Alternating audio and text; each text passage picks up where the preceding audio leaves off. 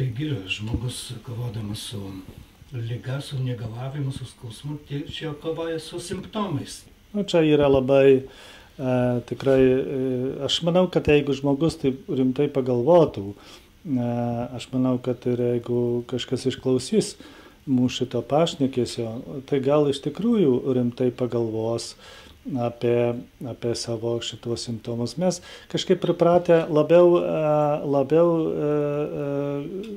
tiesiog labiau tausot vaikus, net žvėrelius, arba tuos daiktus kaip ir mašinas, negu pačio savo sveikatą. Kažkada, čia kaip anekdotą papasakosiu, policininkas sustabdė mane, kai aš važiavau be diržo, neprisisegęs diržo. Aišku, jisai sako, tai čia tau bauda. O sakau, nu gerai, užmokėsiu baudą, bet tau irgi reikėtų užmokėti baudą. O jis taip sužiūro, jis buvo toks didelis pilvas, raudonas, stambus vyras. Sakau, va, tu kasdien irgi darai nusižengimus. Čia irgi visuomeninis reikalas. Ir tau irgi reikėtų uždėti baudą už tai, kad tiesiog kenkdamas savo, kenki visuomeniai. Viena, kad rodai blogą pavyzdį visiems kitiem. Kita, kad visi esam drausti, taip kaip mašinos. Bet aišku, mašiną galime išremontuoti, atstatyti. Sveikatos niekada neatstatysim ir apie tai. Ir 21 amžiuje reikėtų visgi pagalvoti, kad sveikatos, jeigu per toli nueisim, jau negrąžinsim. Bet mityba turi įtaką ne tik į žmogaus fizinę būklę, bet ir dvasinę. Taip, iš tikrųjų turi ir dvasiniai. Būtent jau kalbėjome apie vegetarus, kurie yra ramesnio temperamento, kad paimsim ir žvėrių pasaulį. Liūtas, piktas, žvėris, maitindamasis tik gyvulieną, gyvulių maisto. O tie visi, kurie valgo augalinį maistą, jie tiesiog tą energiją moka išlaisvinti palaipsniui, neskuba.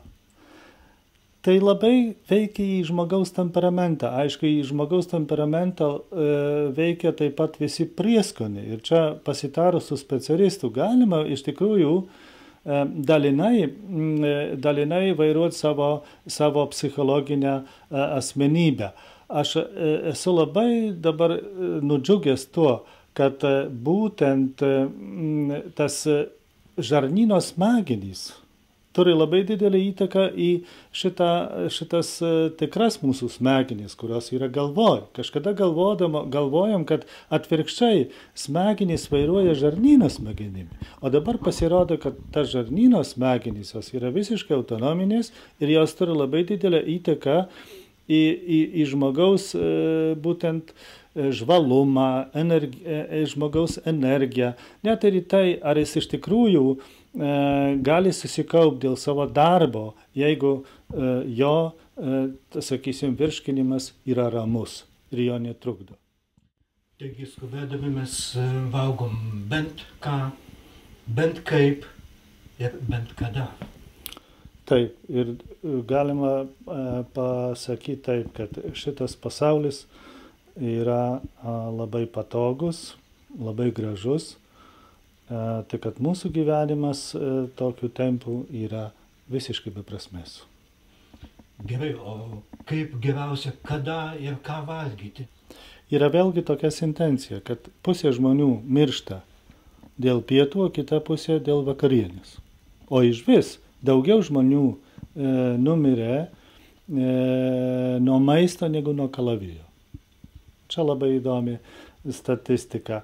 Aišku, jeigu pažvelgsim į visą tą žinyno lobyną dėl dietos internete, tai jokių gerų rezultatų nepraeisim, nes yra visiškai nuomonės skirtingos. Vieni sako, kad nevalgytum lygiai 12 valandos dienos, kadangi organizmas valosi. Ir jeigu valgom, tai valgykim tik labai lengvą angliavandeninį maistą, sakysim, vaisius. O pagrindinį tą maistą valgykim kažkur apie 200 valandą. Pagrindinis tai būtent tas baltymų. Nu, grįžkim vėl į taip, kaip buvo seniau pas mus, kaip dar močiutės, mūsų močiutės turėjo įtaką į mitybą. Aišku, to jos keldavosi 4 valandą, pusryčiai būdavo verdami kažkur 7 valandai, būdavo pagrindinė sriuba. Pagrindinė tai arba kopūstai, arba barščiai. Ir dar prie to būdavo mėsos kažkokias gabalas ir prie to dar reikėjo suvalgyti pienišką sriubą, kruopų sriubą, kad neutralizuotų tiesiog skirvį. Ir paskui jau pietai buvo lengvesni, tiesiog tai, ką liko nuo pusryčių, o vakarienė buvo visiškai labai lengva. Daugiausia tai buvo kažkokia rūgštienė ar kažkokių morkų sriuba. Ir aš manau, kad šitas maistas tikrai buvo tinkamas aniem laikam. Anie laikai tai buvo tokie, kad žmonės keldavosi anksti, iš karto ėjo sunkiam fiziniam darbui. Dabar, kada mes tiesiog viskas pasikeitė, sunku būtų įsivaizduoti, kad mes dieną pradėtum nuo kažkokio labai sunkaus maisto. Mes tiesiog patys dar gerai neatsibudę, taip pat ir nepažadinam tikro virškinimo, neapsunkykim savęs iškart nuo pusryčių, bet vėlgi nepradėkim nuo puoduko kavos. Kodėl? Todėl, kad kava yra tai visgi organizmui kaip nuodai traktuojami.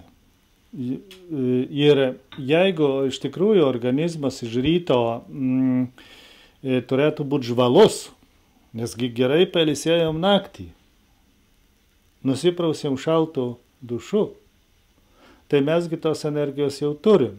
Tai tą energiją mes tik tai palaikykim puodeliu kavos, kažkur tai, sakysim, pietų arba prieš piet. Ir visgi reikėtų rimčiau patraktuoti tą, kad visgi organizmas kažkada tai valosi. O galbūt iš tikrųjų yra taip, kad organizmas valosi būtent rytą lygiai kažkur 11-12 valandas. Vokiečiai labai didelę dėmesį kreipdavo į tada, kada žmogus naudodavo alkoholinius gėrimus. Ar ryte, ar po piet. Jeigu ryte, jau blogai. O po piet, tai dar ne taip blogai.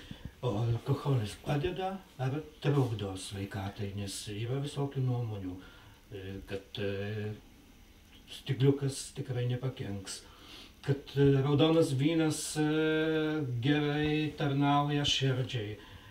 Panašiai, ar tai mitai, ar tai šiek tiek ne, tai yra? Faktai, tai yra faktai, moksliniai yra iš tikrųjų įrodyta. Galbūt daugiau yra dėl alkoholio mokslinių tyrimų, ne kaip dėl kitų maisto produktų. Ir tas alkoholis tiesiog tausojamas dėsningai, mažuose kiekiuose, iš tikrųjų, jis mūsų kraujagyslės kažkiek tai saugo. Vat tokiai statistikos prancūzai yra tai, kada serga infarktu arba smegenų insultus, bet už tai labai dažnas atvejas yra kepenų cirozė. Taigi, reikia labai individualiai spręsti. Aš linkęs galvoti šitaip, kad geriau, jei galima apsieiti be alkoholio, tikrai galima apsieiti, bet jeigu jis yra tausojamas labai, naudojamas labai dėsningai, tai yra priimta kaip tiesiog mūsų kultūros atributas. Ir čia prieš kultūrą nieko nepadarysiu. Taigi gal vaistų nėra, bet ir ypatingai vengti. Vengti ir tiesiog nėra reikala, jeigu mūsų sveikata leidžia, jeigu mes tiesiog neprasilenkiam su protu po alkoholio, bet vėlgi aš atsimenu profesoriaus Trumilo posakį, kuris liko mano atmintis, kodėl profesoriau niekada negeri. Sako, tai kad man aplinka ir taip graži, pasaulis ir taip gražus. Tai ką man šito reikia.